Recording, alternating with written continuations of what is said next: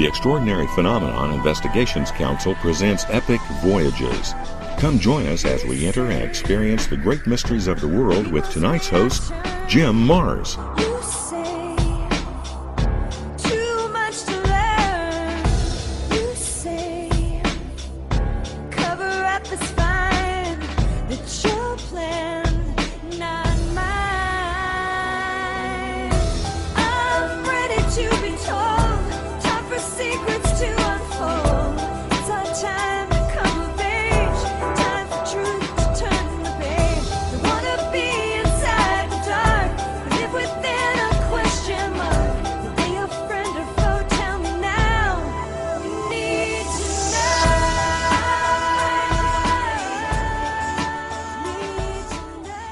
Howdy, this is Jim Mars. Welcome to another episode of Epic Voyages.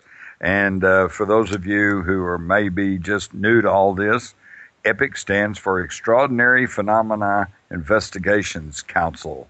Yes, and we investigate all kinds of strange stuff, but tonight we're in for a big treat, and I hope everybody's glued to their computer sets, radios, whatever, iPhones, whatever anybody's using these days, because I am very honored and proud tonight to present my friend Lyn Buchanan.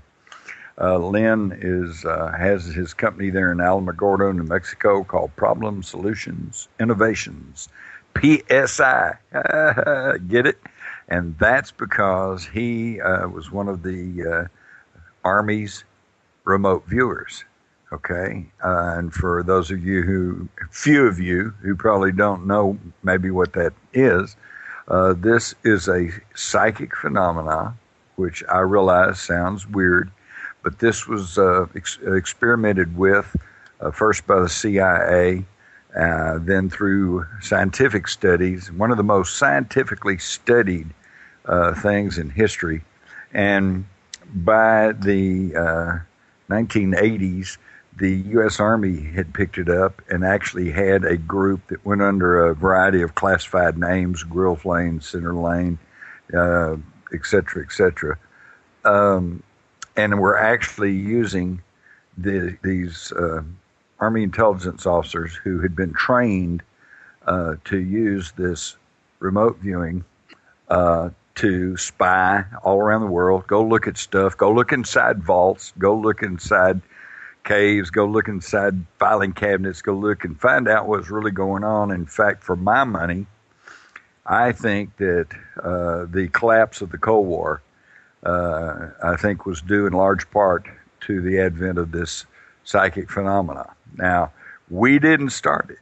In fact, the whole thing was started as a response to the old Soviet Union, who had picked up Nazi scientists who had begun to work in the psychic area, and then continue to study it, while on our side, most of the generals and the scientists over in the West just snickered, rolled their eyes, and said, well, you know, that's metaphysical stuff. We don't mess with that. But after they began to realize that the Soviets were studying it in earnest, then cooler heads in the Pentagon said, well, now look, I don't know if this stuff works, but by golly, if the commies are doing it, we got to do it. So they began to seriously study the phenomena, and then, as I said, they began to perfect protocols and structures so they could actually use it. Lyn Buchanan actually became the training officer for the Army's remote viewing unit. So if you all have questions, want to know about any secrets in the world, that's, I suppose, if he knows about it. The call-in number is 888-919-2355.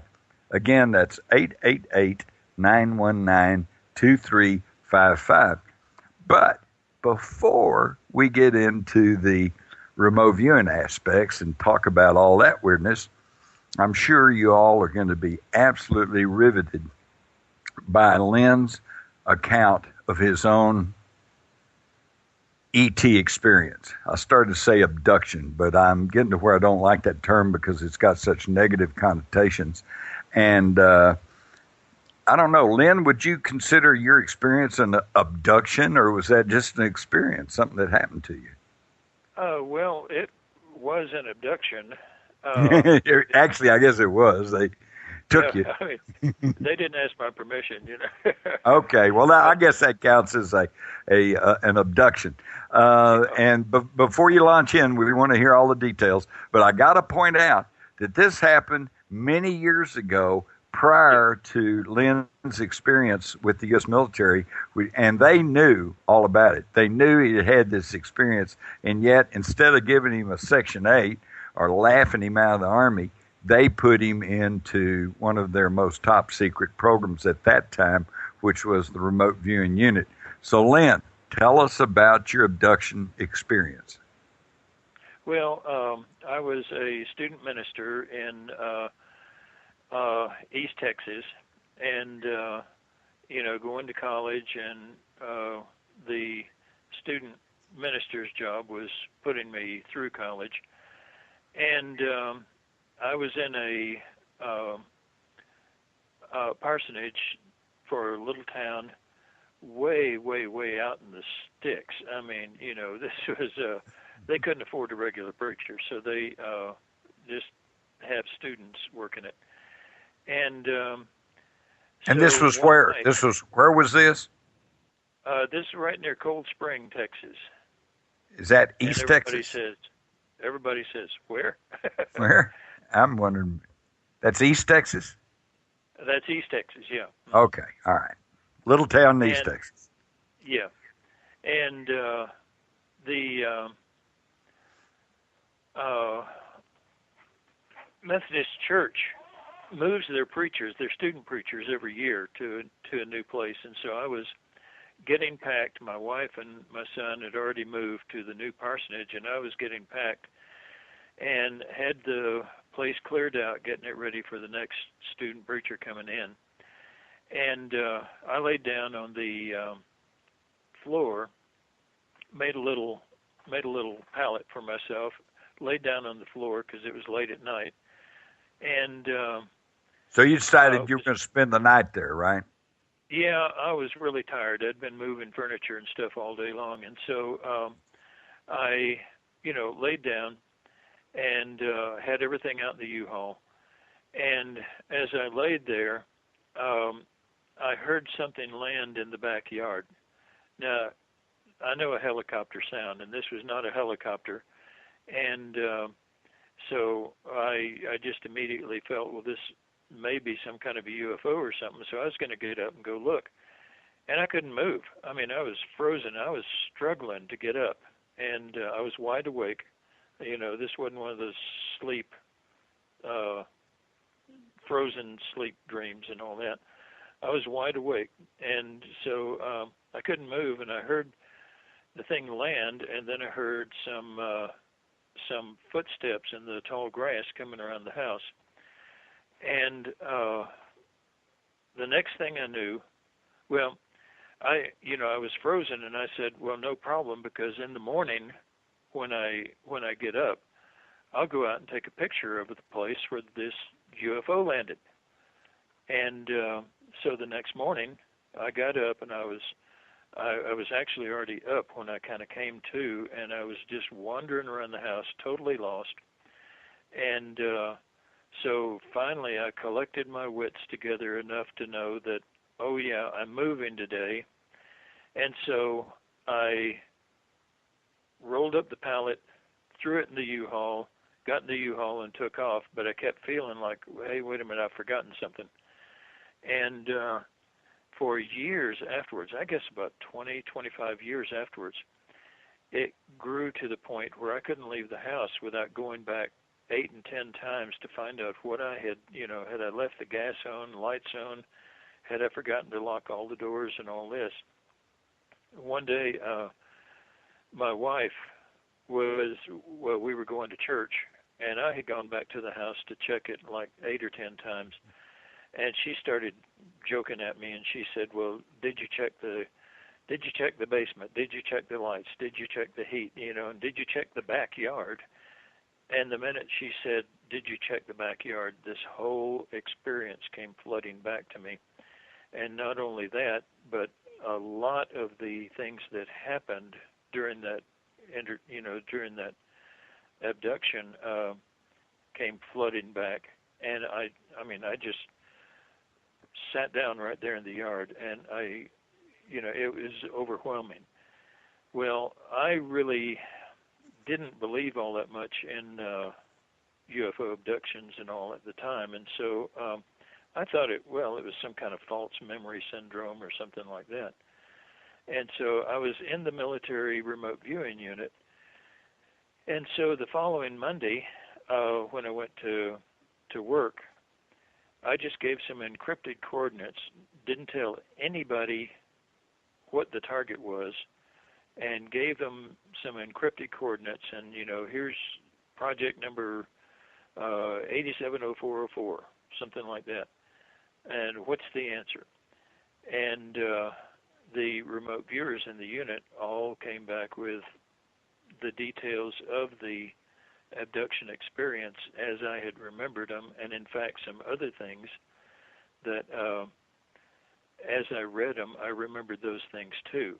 And so that said to me, well, this is suggestion on my part. This really didn't happen, and I'm just believing this story and all. And maybe they picked that up from mental telepathy or something. So anyway, the following week, one of the other guys in the unit was working with some of the people who were into the UFO studies, and he reported me. And so, he recognized from the sessions what had gone on, and so he reported me.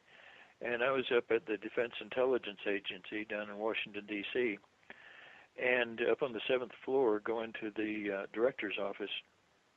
And as I was walking down the hallway, getting off the elevator, walking down the hallway, these two guys stepped out into the hallway, and I recognized them immediately as, Men in Black. I've been out with them before, and so I recognized I've always said, if you see two Jehovah's Witnesses, not a hair out of place, not a wrinkle in their clothes or anything, looking just like they stepped out of Vogue magazine, and they don't have any literature with them, you're probably looking at Men in Black. But they stepped out. Wait, hold it just a minute, Lyn. When you say Men in Black, now are you talking about? Are we talking about like suits, government agents, or are we talking about something other than us? Oh, these are government agents. Yeah. Government agents. Okay. Like I say, I've been out with them before. One of them is a professional interrogator. He's the one you deal with. The other one is tagging along with him because he is the expert from the unit that hired him to interrogate you. And he's the one that sits over to the side and listens. He has already prepared questions for the interrogator to ask and all that. And, he's just a professional interrogator is all he is. And then the other guy that's along with him is from the unit that hired him to do the interrogation. Or agency or whoever, yeah. Okay. Yeah. And so anyway, I went into the room with him. He started asking me the question. And the other guy, the expert that's along with him, always sits on your least dominant side. So I'm mainly right-handed, so he sat over on my left. And it's his job to listen, but never make any response at all, because that will mess up an interrogation. And so anyway, the interrogator started asking me about the experience, and very quickly got over into how the flying saucer, I guess you would say, worked, because on this experience, which I may tell you if we have time later. We'll make time. Okay. I actually got to look at and play with the controls a little under very strict supervision. But the interrogator will ask the same questions in 5 different ways, 5 different times, just to see if you trap yourself, And he'll intersperse all these questions back and forth. So about the third time he asked about the control panel, I re-explained how the ET had instructed me to handle the thing, And the guy over on my left slapped his leg and he said, "So that's it." And so you knew that they knew what they were talking about.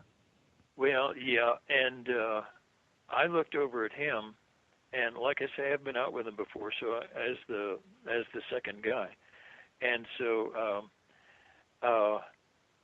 I realized all of a sudden he's got one of these things and doesn't know how to fly it. And so I looked back at the interrogator and I grinned. I mean, really big grin. And they're always completely deadpan, and most people will try to crack a joke, and when he doesn't respond, they think, oh, he's antagonistic or something. And so, I mean, that's the attitude they're trying to get into the interrogatee. But anyway, I grinned, and the interrogator didn't make any facial expression at all, but any response at all. But his ears got beet red. I mean, you could tell if steam could have come out of his ears, that it would have, And so I guess within about 20 seconds, I was sitting in the room alone. They had gone. And so, when you say his ears got red, was he mad or was he embarrassed or was he shocked? No, what? He was mad. The other guy had. Why? Other guy had. Yeah, blown the cover. Okay. All right. Yeah. Yeah. Okay. And so anyway, they were gone. Well, that was sort of feedback for me, sort of.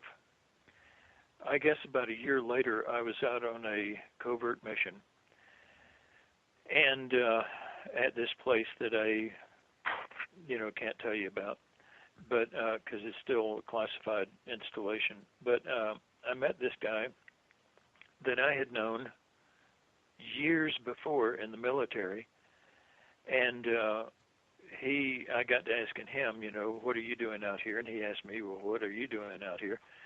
And so anyway, neither one of us could tell the other one until we checked security clearances and all. Well, he checked my security clearance, and so he took me into this hangar to show me what he was doing. They were doing mid-air collisions, and they had all this debris from planes laying around and all that.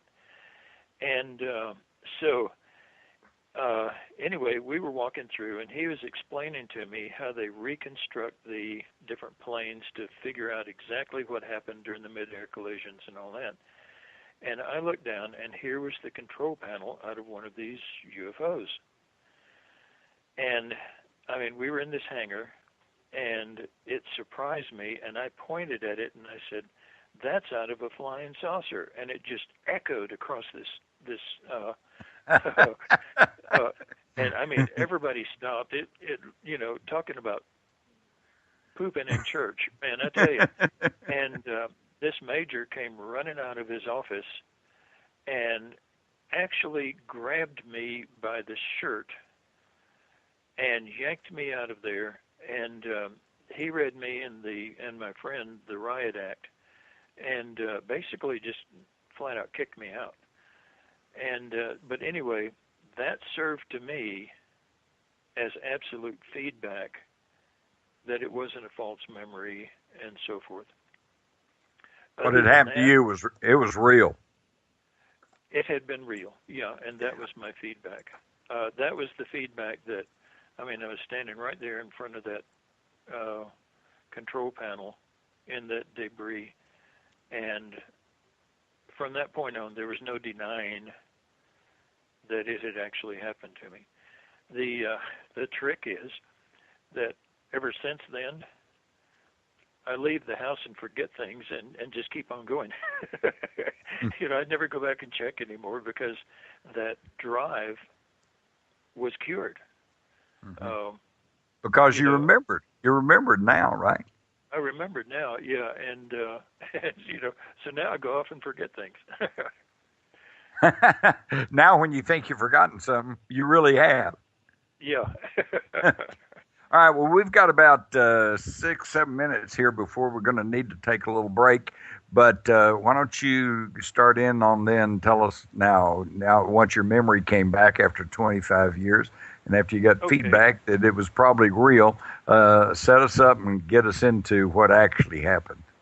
Well, basically, I remember waking up on the, in the compartment, and there were some other people there in rows of seats. And there was this little old lady next to me who was just scared to death, and I tried talking to her, and she just, was frozen with fear and all that. Well, this really tall, big, humongous, muscled-up guy came through, and so there were like 4 empty seats, and then the window. Well, when you say empty seats, are they, was this in a circle or like an amphitheater or a stage in a movie or? No, it was straight rows. And straight there were like rows. 2 rows behind me. And to my right, to the left was the little old lady, and to my right was about 4 empty seats in the window. And when I fly, I always sit by the window. If I can't get a window seat, I don't fly. So this big guy came walking through, and I kind of flagged him down, and when I did, he turned and looked at me with this fear on his face, and I said, "Can I sit by the window?" And he turned around and ran into the other room. I guess they had people come to and freak out or something in the past. I don't know, but he realized you were awake and conscious, right? Yeah, uh-huh. And I remember the first time you told me this. I think you said he gave you a look like he had seen a shark in the swimming pool.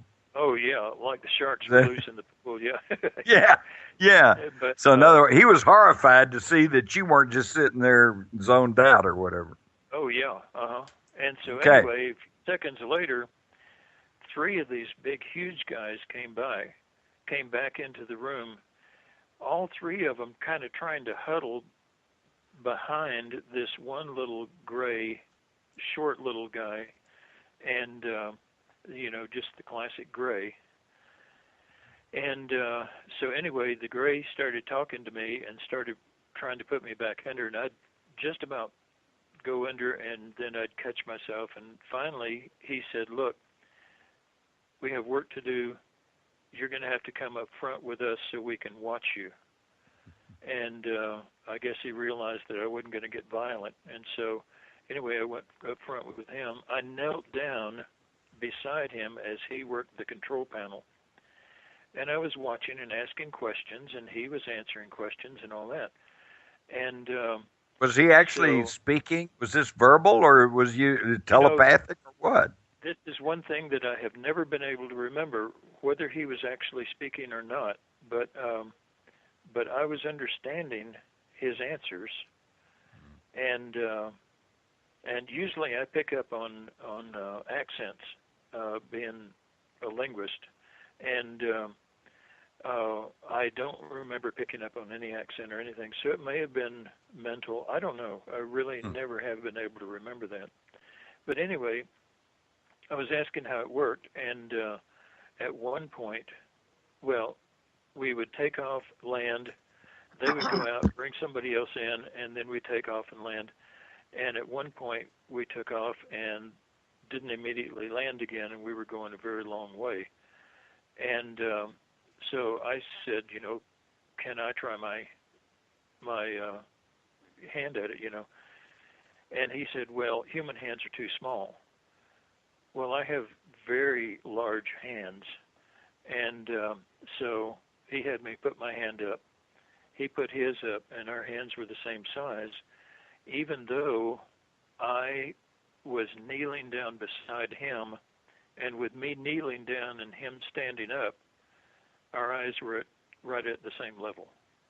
So he was very short. Very short. But with long...